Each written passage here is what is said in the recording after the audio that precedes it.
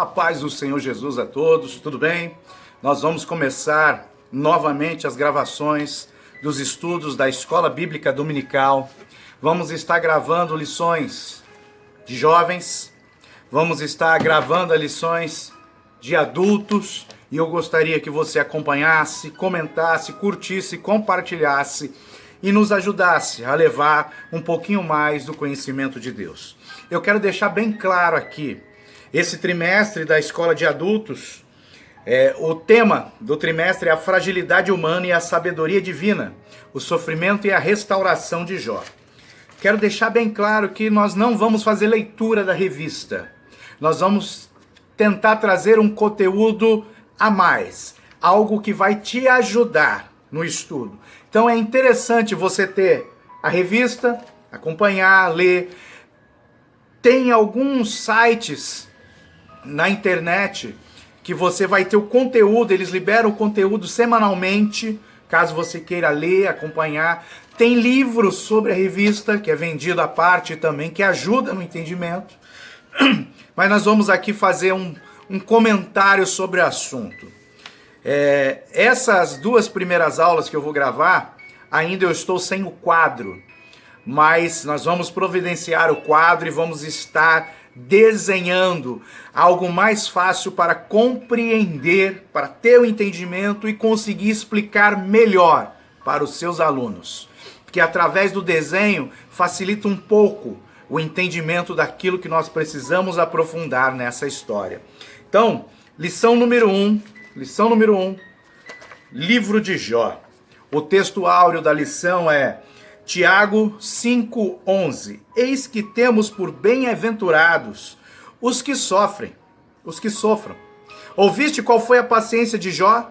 E vistes o fim que o Senhor lhe deu? Porque o Senhor é muito misericordioso e piedoso. Presta atenção nisso, hein? Eis que temos por bem-aventurados os que sofreram. A palavra bem-aventurado, você pode traduzir ela por mais que felizes, muito alegres, regozijando-se. Então, bem-aventurados é aqueles que sofreram. Aqui você já começa a entender um pouquinho a forma que Deus trabalha nas nossas vidas. O livro de Jó ele expõe isso de uma forma muito profunda. Por quê? Porque Deus trabalha nas nossas vidas através do nosso sofrimento. Por quê? Porque nós temos um coração duro, um coração que não quer Deus. E muitas vezes, para que essa dureza seja tirada, é necessário a gente passar por sofrimento. Não é que Deus é ruim, não é que Deus tem prazer em nos ver sofrendo, não. É que nossa dureza, a dureza do nosso coração nos leva a mergulhar em sofrimentos. Infelizmente é assim que funciona. Então, nós temos que começar a ver, porque Paulo fala para Timóteo, sofre comigo, Timóteo. Paulo chamando, a gente está acostumado a receba a bênção, receba. Paulo fala para Timóteo, sofre comigo, Timóteo. Lá em Hebreus fala que Jesus, ele aprendeu a obedecer a Deus por tudo que sofreu. Pela sua humilhação, pelos seus sofrimentos, ele aprendeu a obedecer a Deus. Porque ele se fez homem, né? Ele abriu mão da sua natureza divina, que na terra se fez homem, se fez carne, habitou entre nós. E ele aprendeu a obedecer a Deus através do sofrimento, da humilhação. E como Paulo diz que nós temos que ser imitadores de Cristo, infelizmente, nós vamos passar por sofrimentos para nos aperfeiçoar. Lembra? Deus, ele prova os seus escolhidos, porque quando a gente é aprovado, a gente sobe de nível. E às vezes ele nos prova como fogo, como o ouro que é lançado ao fogo, como a prata que é lançada ao fogo para ser purificada. Então nós vamos passar por isso. Os sofrimentos nos tornam felizes. Por quê? Porque eles nos aproximam de Deus, ele nos aperfeiçoa. Então, eis que temos por bem-aventurados que sofreram. Já começa aí. É muito forte. E agora ele vai falar assim, ouvistes qual foi a paciência de Jó? Por quê? Porque Jó sofreu muito e não negou não culpou a Deus. Jó foi fiel, ele continuou com louvor. Em meio ao sofrimento, à luta, à prova, ele estava lá adorando a Deus. Lembra? Você às vezes passa por um deserto. E nesse momento de luta, de prova, é um dos momentos mais difíceis de você louvar a Deus. E Jó louvou. Deus me deu, Deus tirou, louvado seja o nome do Senhor. Então ele foi paciente. E por causa desta paciência, por causa dele ser aprovado nessa prova, Deus o recompensou muito. Então nós temos que entender que o livro de Jó é um livro profético que relata os sofrimentos do justo, o sofrimento de um inocente. Por quê? Porque já tipificava, presta atenção, já tipificava o sofrimento de Jesus Cristo, inocente, sem culpa, sem pecado. Ele não pecou, ele sofreu por amor dos nossos pecados. Alguns cometem um erro em dizer que os judeus, o povo de Israel ou os romanos mataram Jesus. Não, ninguém matou, ninguém tem poder para matar Jesus. Jesus fala isso para Pilatos: se não te fosse dada autoridade do céu, tu não podia fazer nada. Eles não mataram Jesus, foi Jesus que se entregou na cruz do Calvário por nós. Foram os nossos pecados, o nosso coração duro, que levou Jesus à morte. Eles, judeus, israelitas, romanos, foram um instrumento para se cumprir o propósito de Deus. Mas Jesus, ninguém matou Jesus. Jesus, ele se entregou por amor de nós. E isso que é lindo. E o livro de Jó, ele vem com esses aspectos. E nós temos aqui outros textos, como Ezequiel, que ele faz citações do nome de Jó. Vou ler aqui, ó, Ezequiel 14, versículo 14, que diz assim: ainda que estivessem no meio dela estes três homens, Noé, Daniel e Jó. Ó, Noé, Daniel e Jó. Pela sua justiça livrariam apenas a sua alma, diz o Senhor Jeová. Presta atenção, aqui eu tenho dois ensinos maravilhosos. Ele fala assim, ó, três homens, Noé, Daniel e Jó. E assim, o profeta Ezequiel já está centenas de anos à frente de Noé, muitos e muitos anos à frente de Jó, e um pouquinho colado ali em Daniel. Mas vamos analisar. Ele está chamando aqui Jó de justo. Ele está chamando Jó de justo. Ele está chamando Daniel e Noé de justo. E eu quero só que você pegue um detalhe técnico aqui. Lembra que Noé, depois que saiu da arca, plantou uma vinha, encheu a cara, ficou peladão lá no meio da sua tenda. Seu filho Cã entrou e viu ele pelado. E depois ele pega e amaldiçoou o neto, Canaã, o filho de Cã. Lembra desse episódio? Ó, ele encheu a cara. Ele levou ali o seu filho a pecar e a contrair uma maldição que segue por todo aquele povo, nação até hoje. Coisa terrível.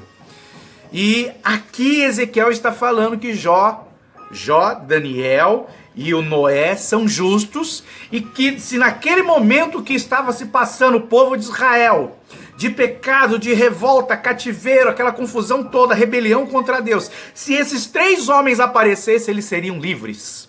Isso nos mostra que quando nós pecamos, nos arrependemos e nos voltamos para Deus e mudamos a nossa atitude, Deus nos perdoa, nós continuamos justos, justificados pelo sangue de Jesus Cristo.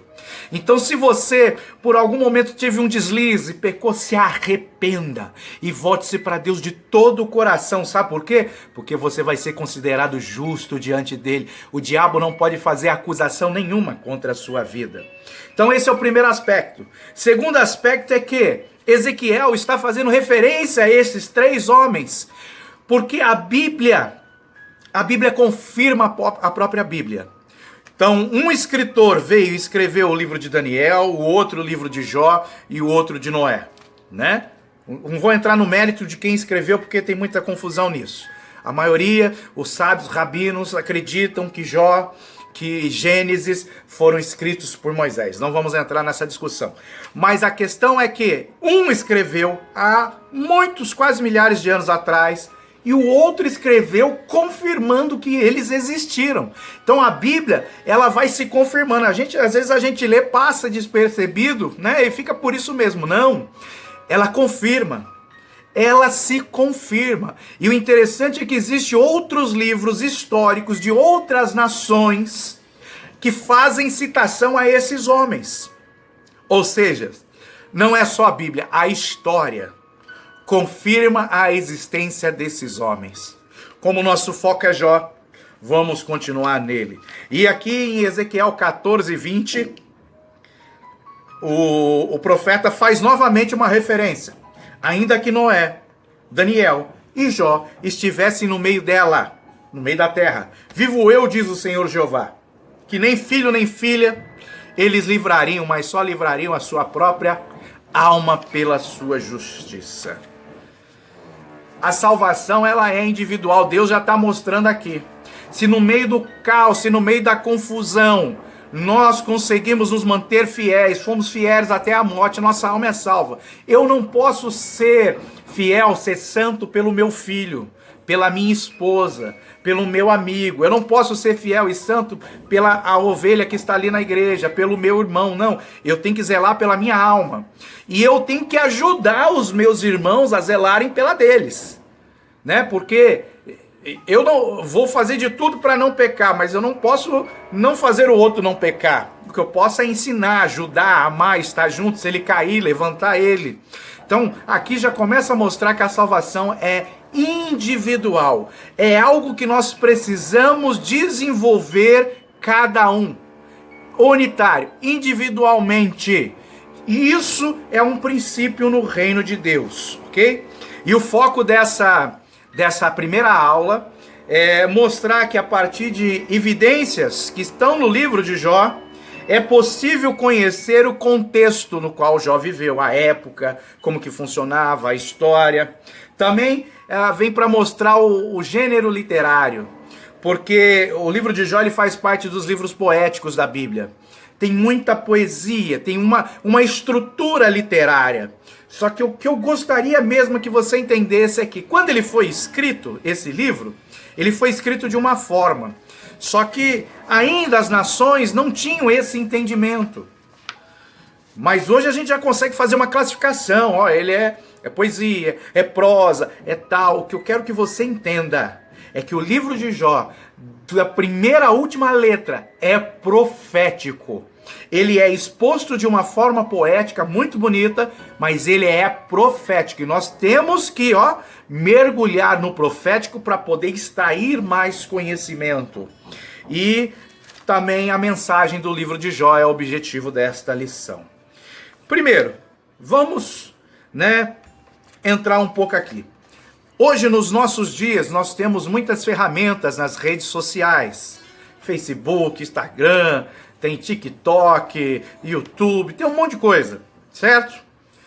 Você que tem uma conta no Facebook, você acorda deprimido, você vai lá e escreve "estou deprimido"?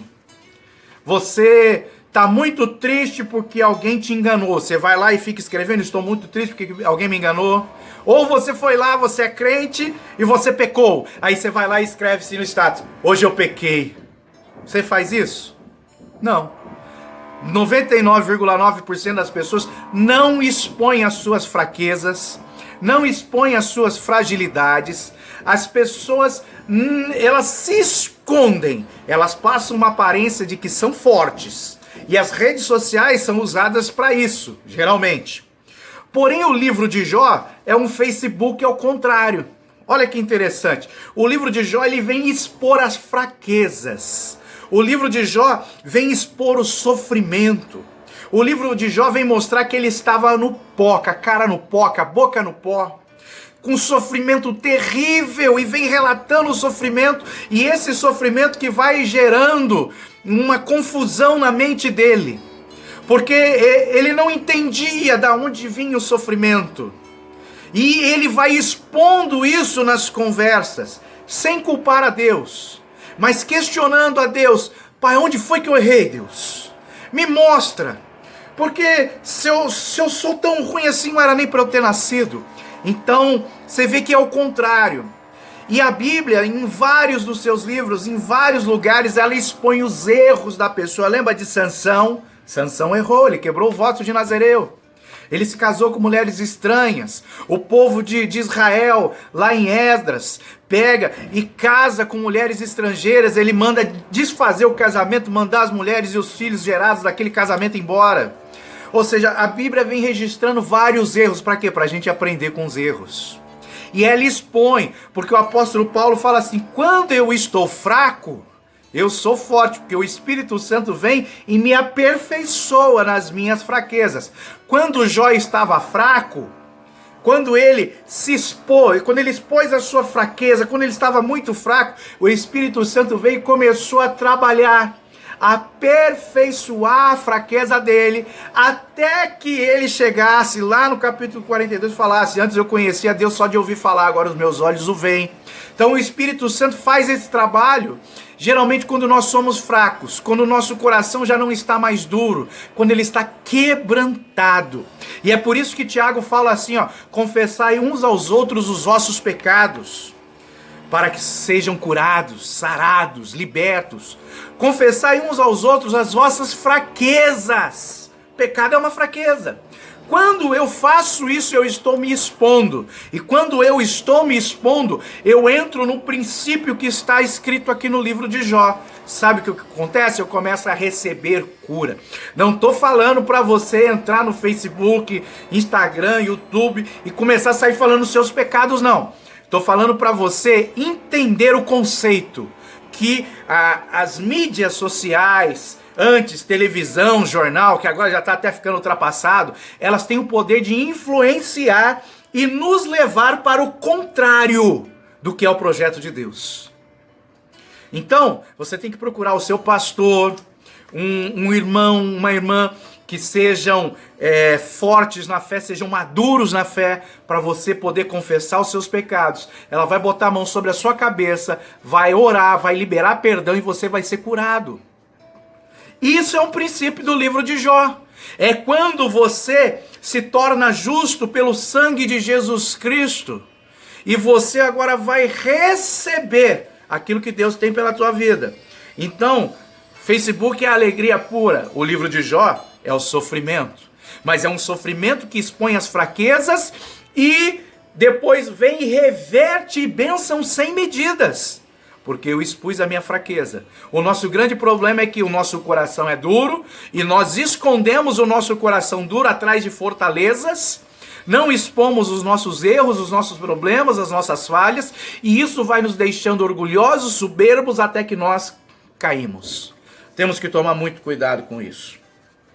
Então, a narrativa do livro de Jó, ela é profética. Opa! Desculpa, está escrito poética. Isso.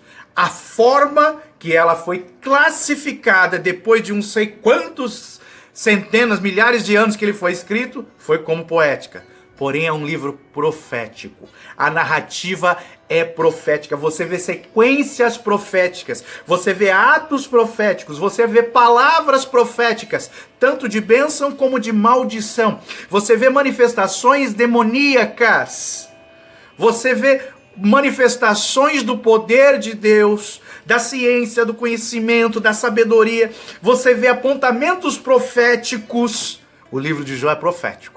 A narrativa é profética. Ela foi classificada como poética para fins de estudo, tá? Não quero ir contra a teologia, contra nada. Concordo, é poética, é muito linda a forma que ele faz, se conversa, mas eu quero que você mergulhe nesse livro de uma forma profética.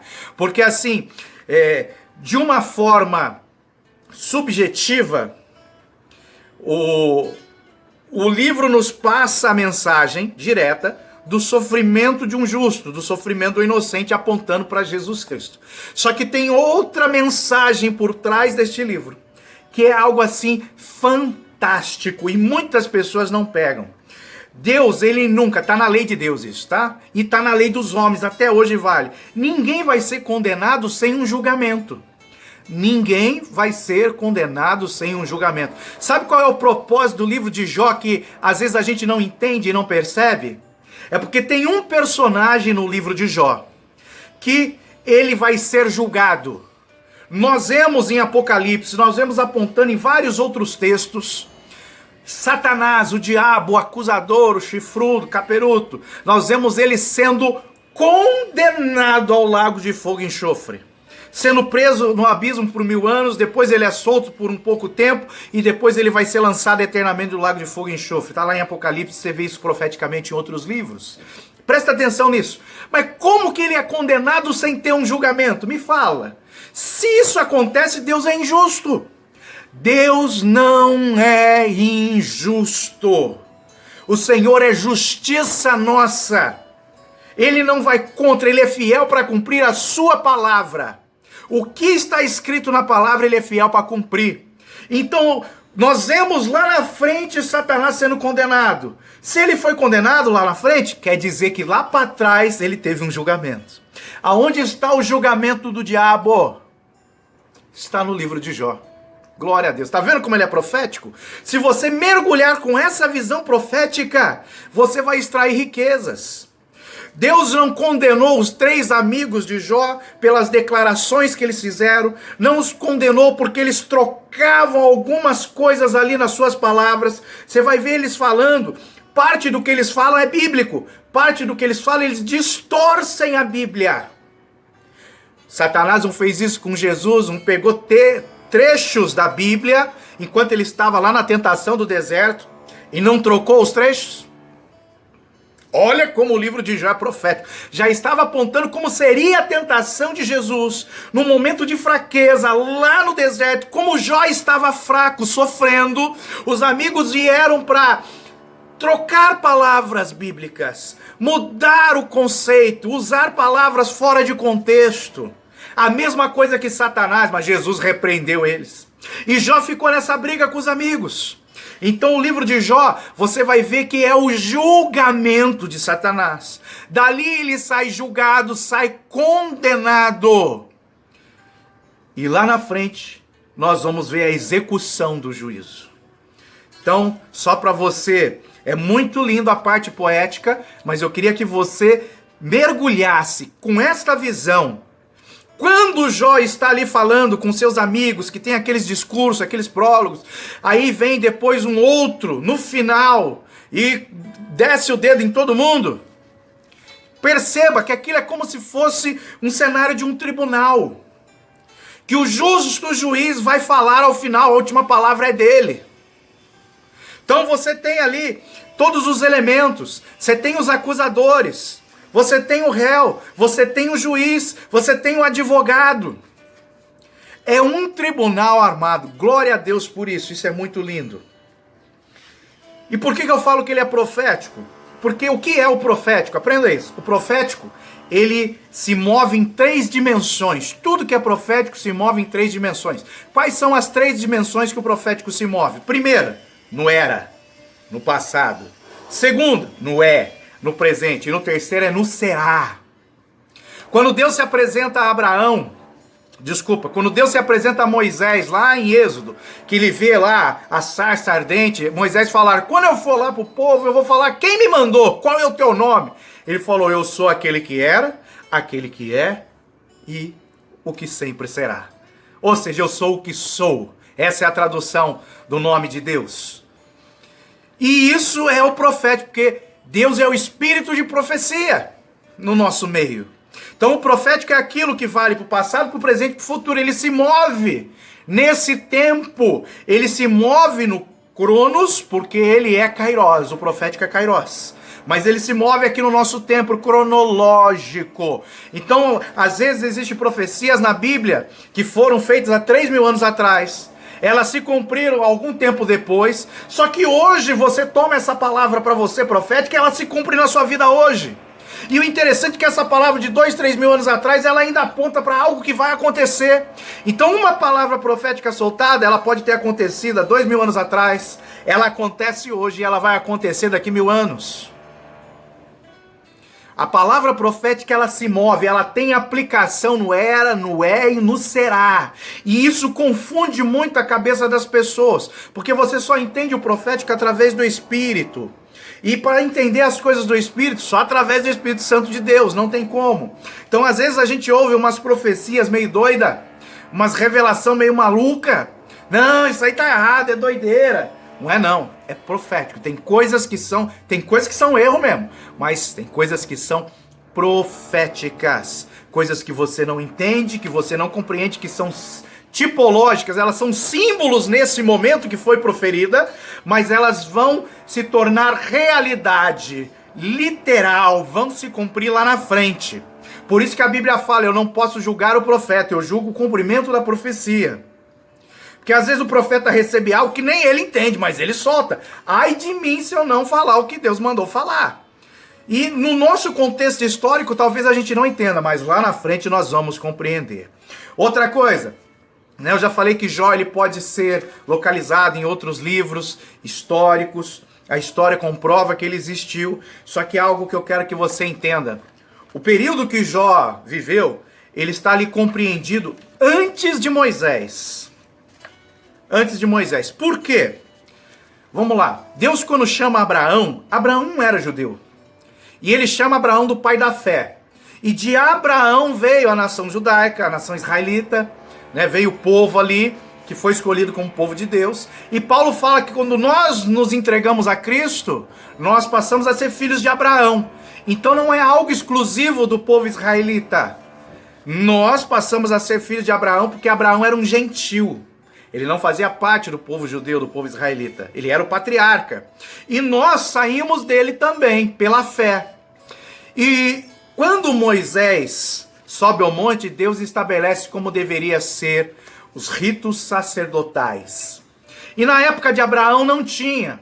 Na época de Jetro, sogro de Moisés, não tinha. Na época de Jó, não tinha esses ritos sacerdotais estabelecidos da forma que Deus estabeleceu. E Jó já era sacerdote, ele já oferecia sacrifícios.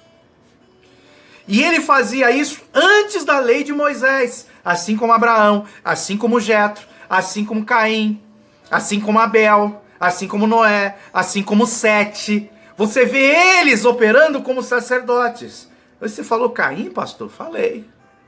Não errou não? Não errei não. Você deve estar se perguntando aí, né? Não errei não. Sabe por quê? Porque Caim e Abel ofereceram a oferta perfeita.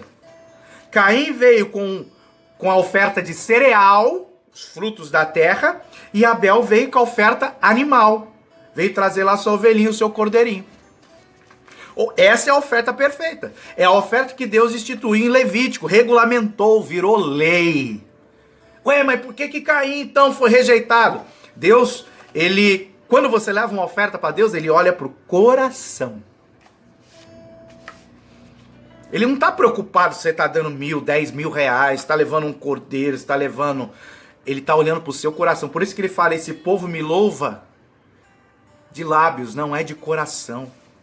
Não me agrado mais dos seus sacrifícios. Vamos voltar aqui para o sacerdócio. Então esses caras exerciam sacerdócio. Então nós entendemos que ele é antes de Moisés. Se ele é antes de Moisés, ele é contemporâneo ali de Abraão, de Noé, de Jetro, Melquisedeque. Ou seja, o que Jó fazia, presta atenção, hein? O que Jó fazia como sacerdócio, já vinha ali de um histórico de sacerdócio. De um sacerdócio que não tem início nem fim, ninguém sabe quando começou nem quando termina. O sacerdócio de Melquisedeque, onde Jesus é o sumo sacerdote segundo a ordem de Melquisedeque. E as figuras de Abraão, de Jó, de Jetro, oferecendo esse sacrifício de Abel, de Caim, representam aquilo que já estava estabelecido na eternidade, que viria a se cumprir lá na frente na figura de Jesus Cristo. Olha que coisa mais linda. Jó era um sacerdote, crente, cheio do Espírito Santo, vamos assim dizer, que passou por lutas e sofrimentos. Ou seja, nós, mesmo cheios do Espírito Santo, falando em línguas, profetizando, nós estamos sujeitos a passar por sofrimentos. Por quê? Para que nós sejamos provados e aprovados por Deus. Então, essa é a forma do sacerdócio que Jó exercia, profético. Aí você pega mais, vamos pegar mais um ganchinho profético? Eu gosto muito disso. Eu falei, eu não vou ficar preso à leitura da revista. Eu vou dar um conteúdo a mais para vocês. Olha que coisa linda. Chegou uma época onde existia um sumo sacerdote chamado Eli, que o sacerdócio estava corrompido, seus filhos ali estavam em pecado e ele não corrigiu seus filhos e a lâmpada foi se apagando. A revelação foi diminuindo, não tinha-se visões. Aí Deus levanta um homem, Samuel, através de um voto de uma mulher, Ana. E o voto ele tem poder para fazer coisas maravilhosas. E Samuel começa um sacerdócio. Ele é levado para estar lá junto, com os sacerdotes, mesmo fora de idade, mesmo quebrando muitos princípios, porque o voto tem esse poder, ainda mais um voto de Nazireu. E você vai ver que Samuel, ele oferece sacrifícios fora da tenda, fora do tabernáculo. Isso não era permitido por Deus. Se tem um local escolhido, ali é o local de sacrifício. Ele faz algo que foge do que foi estabelecido para o sacerdócio levítico, Samuel. Ele entra num sacerdócio profético, onde ele vai ministrar, como ministrou Abraão, como ministrou Abel, como ministrou Jetro, como ministrou Jó, como ministrou Melquisedeque. Você vê na figura de Samuel o pão, você vê o vinho, você vê animais, você vê o profético se mexendo, o profético se movendo. E Jó fazia parte disso. E esse profético foi passado para Elias, foi passado para Eliseu, que não eram sacerdotes, mas estavam oferecendo sacrifícios. Parece que é pecado, porque não podia, era só o sacerdote, era só lá no templo. Como que eles faziam isso e eram isentos da lei? É porque existe um sacerdócio perfeito, chamado sacerdócio de Melquisedeque, onde Jesus Cristo é o sumo sacerdote. E nós não somos levitas. Quem canta fala que é levita, tá errado. Só se for judeu, da tribo de Levi, nascido, né? Tá errado. Nós somos sacerdócio, linhagem real. Nós somos segundo a ordem de Melquisedeque e não de levita, não da lei. Nós somos do sacerdócio que era Jó, que era Abraão, que era Jetro, Melquisedeque, e agora se consumou apontando para Jesus. Então o sacerdócio de Jó apontava para Jesus Cristo, e o sacerdote Jó sofreu, assim como o nosso sumo sacerdote Jesus Cristo sofreu. Olha que coisa mais linda. Então, o livro de Jó ele tem muitas metáforas, ele está estruturado, né, em prosa, poesia, prosa. Faz muito paralelismo, né? Bonito esses nomes, né? Mas ele tem metáfora. Metáfora você pode entender também como simbolismo. Ou você pode entender como tipologia. O que é? São figuras que vão apontar para algo. E o profético é assim. Deus fala, eu falo com os meus profetas através de visões e sonhos. E assim, na maioria das vezes, Deus não vem no seu sonho, senta você numa cadeira, ele senta na sua frente e começa a falar, meu filho, é assim, vou fazer tal coisa, vou fazer aquilo, aqui você vai virar à esquerda, aqui você pinta de vermelho. Não. Deus, ele nos dá símbolos, ele nos dá metáforas, ele nos dá tipologias para falar conosco, porque é o espírito de profecia. Ele não vai te dar assim de mão beijada, tudo bonitinho, entendimento 100% escrito, não. Ele quer que você tenha o Espírito Santo para receber a informação e traduzir para você. Então você precisa conhecer de tipologia, você tem que conhecer Bíblia. José no Egito estava na prisão. Eu tenho um cesto de pão na cabeça. Tá bom, daqui 3 dias você vai ter a cabeça cortada, tu vai morrer. O sonho foi o cesto de pão para um padeiro. É tipo, é símbolo, e Deus continua falando através de tipo e símbolo, porque aquilo que era e vai continuar sendo. Lembra, o profético se move nas 3 dimensões, era, é e será. Então hoje Deus ele fala através de tipos, de símbolos, assim como falou com Jó. O livro de Jó você tem muito simbolismo, você tem muita tipologia. Quer ver? Se eu não me engano, no capítulo 4 de Jó, o seu amigo ali, o primeiro que entra na confusão, na conversa, na prosa, no diálogo, no prólogo, seja lá o que você quer chamar, ele fala que ele teve uma visão noturna. Ele ficou arrepiado e ele viu vultos. Sabe o que ele estava vendo? Demônios.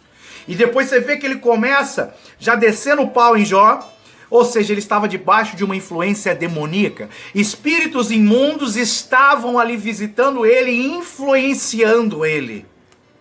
E geralmente quando, né, não sei se você já teve isso, quando alguém fala algo de Deus, profetiza, é alguma coisa forte, conta um testemunho, você fica arrepiado. É porque o nosso corpo, ele sente o movimento do mundo espiritual. Mas ele sente tanto pro bem como pro mal. Ele sente anjos, sente o mover de Deus, como ele sente demônios. E para isso que nós precisamos do discernimento de espírito. Então essa figura, essa metáfora de ter a visão, de ver vultos, já é algo que aponta para frente, de como que Satanás, o reino das trevas, iria se mover. Hoje tem muitas pessoas com depressão, oprimidas, mas com muita depressão, a ponto de querer tirar a própria vida, que elas veem vulto, elas escutam vozes, elas sentem coisas, porque aquilo que foi profetizado lá no livro de Jó como tipo, ele acontece hoje. Muitas pessoas são taxadas como doidas porque elas começam a ver coisas, começam a ouvir coisas. E isso está explicado no livro de Jó. É uma manifestação demoníaca. Então nós precisamos entender, mergulhar nessas metáforas do livro de Jó. Eu não estou passando aqui para você, ó, tópico 1, ponto A, tópico 2, não. Eu estou passando direto em cada tópico, estou virando as páginas aqui, mas para te dar os pontos relevantes desta introdução do livro de Jó, ok? E assim, ó, foi o que eu falei, né? A gente tem duas mensagens no livro de Jó. Uma que está clara aos olhos humanos, né? Que a nossa razão compreende, que é o sofrimento. Por que os justos sofrem? Por que um inocente sofre? E nós temos aquela que é espiritual, profética, que é o julgamento de Satanás, ok? Então, por que o justo sofre? Tem a perguntinha aqui. Por que o justo sofre? Para ser aperfeiçoado, para o coração ser quebrantado, para ele aprender a obedecer a Deus e crescer. E quando ele sofre, tem muitas pessoas, assim como eu, né, já foram muito bravas, impacientes, nervosas, eu ainda sou um pouquinho. E a Bíblia fala, Paulo fala em Romanos, né, que uma sequência vai ser desencadeada. Que até para eu chegar a ser paciente, eu vou ter que passar por tribulação. Vou ter que passar por sofrimento, até chegar na paciência. Então muitas vezes nós vamos passar por dores, por tribulações, por coisas terríveis, para produzir a paciência, para produzir a esperança. Ou seja, é um processo que vai nos aperfeiçoando para o crescimento espiritual. Por que o justo sofre? Por causa disso. Para que eles sejam aperfeiçoados na presença de Deus. Porque assim, ó, vamos pegar uma pessoa que se converte com 30 anos. Ela ficou 30 anos tendo o seu caráter moldado e a grande parte do seu caráter ia contra a vontade, a palavra de Deus. Agora ela se converteu. Não é estalar um dedo que vai se mudar 30 anos de formação de caráter. Não, não vai ser. Então o que ela precisa fazer? Agora ela precisa lutar com essa falha de caráter para ser aperfeiçoada até que esse caráter reflita o caráter de Cristo. E muitas vezes ela não consegue sozinha. Qual que é o agente educacional de Deus? Sofrimento. Através do sofrimento nós vamos ficar mais mansos, mais pacientes, menos violentos, menos agressivos. Então assim, é um processo. Moisés fez justiça pela própria mão, matou o egípcio lá com a mão, brigou com o cara, violento, quebrou o pau, matou o cara, enterrou. O que Deus fez? Meu filho, vai pro deserto. 40 anos debaixo de um sol lá, de 50 graus, à noite, negativo. Vai sofrer, vai criar rugas, vai ficar sozinho no deserto, cuidando desse rebanho, muitas vezes sem água, sem alimento. Vai lá, para você aprender a ser calminho, paciente, ser manso. E depois a Bíblia nos fala que Moisés era o homem mais manso que existiu. Oh, glória a Deus. Mas depois de passar por sofrimentos. Então por que os justos sofrem? Para serem aperfeiçoados. Tem alguém passando sofrimento? Abraça, ame, acolhe. E no momento oportuno, leve essa pessoa a entender que ela está sendo aperfeiçoada por Deus. Isso é amor. Deus permite que isso aconteça porque Ele ama e Ele quer nos ver crescendo. Ele quer nos ver mergulhando cada vez mais nele. Outro ponto aqui fala da bondade desinteressada. O diabo ele gosta de jogar desde o começo, né? Ó, Deus, tu só Jó só é considerado justo, íntegro, reto, que nem o Senhor falou aí, deu testemunho dele, porque o Senhor deu tudo para ele. O cara é o cara mais rico do Oriente, o cara tem tudo. O Senhor fez uma cerca, uma muralha e protegeu ele, ninguém toca. É por isso que o Senhor deu tudo, ele faz boas obras. Agora deixa eu tocar nele. Aí Deus falou, tá bom, toca. O diabo tocou, sabe o que aconteceu? Ele continuou justo, reto, íntegro. Olha que coisa maravilhosa. E Paulo, ele vem traduzir isso, ele fala assim, ó, porque pela graça sois salvos por meio da fé, isso não vem de vós para que ninguém se glorie, não vem por obras. Ou seja, não é eu fazer boas obras que eu vou ser salvo, não é eu fazer boas obras que vai determinar o meu caráter com Cristo, a minha intimidade com Ele. Não! E o diabo quer falar o contrário. Nossa, tem que fazer boa obra. Tem que fazer boa obra. Você não precisa nem ter intimidade com Deus. Você não precisa ouvir Deus falar. Você não precisa ver Deus. Quantas pessoas estão na igreja que não ouvem Deus, que não veem Deus, nunca viram Jesus? Quantas pessoas nunca viram um anjo? E ficam dependendo de profeta para ouvir o que Deus quer falar. Não, você tem livre acesso à presença dele, só que você tem que mergulhar. Tem que ter o desejo, eu quero ouvir Deus falando direto comigo. Eu quero que Deus me dê visões, me dê sonhos, fale, mostre. Quero que Deus me dê profecias, depois só use os profetas para confirmar. Nós precisamos avançar. Não é por obras, as obras vão confirmar a nossa fé. E isso nós já vemos já no livro de Jó, Satanás usando essa estratégia, como usa em algumas religiões existentes no mundo, algumas muito grandes, que eles falam que a salvação é por meio de obras. Infelizmente, é a estratégia do diabo que está sendo usada desde o livro de Jó. Aí vem uma outra pergunta aqui, pode o homem compreender Deus? Claro que pode. Quando Deus quer se revelar, não há nada impossível. Sozinho o homem consegue compreender Deus? Não. O homem consegue compreender Deus assim rápido? Não. Muitas vezes você entra numa prova, você não entende. Mas você tem que seguir o exemplo de Jó, você tem que adorar. Adore, não murmure, não reclame. Entre na prova e entenda que essa prova é para aperfeiçoamento. Que vai chegar no momento que Deus vai te dar o entendimento. Que você vai compreender o mistério de Deus, a ponto de Deus chegar para você como chegou para Jó. Jó, fui eu que fiz o céu, fui eu que fiz isso, fui eu que fiz o Leviatã, fui eu que fiz aquilo. Até então ninguém sabia disso. Deus revelou coisas grandes e profundas que ninguém sabia. Ele revelou para Jó. E o apóstolo Paulo fala que é isso que Deus quer revelar pra gente, o que o olho nunca viu, o que o ouvido nunca ouviu, que nunca subiu no nosso coração, mistérios. É o que Deus tem para a nossa vida. E isso já está ali caracterizado no livro de Jó.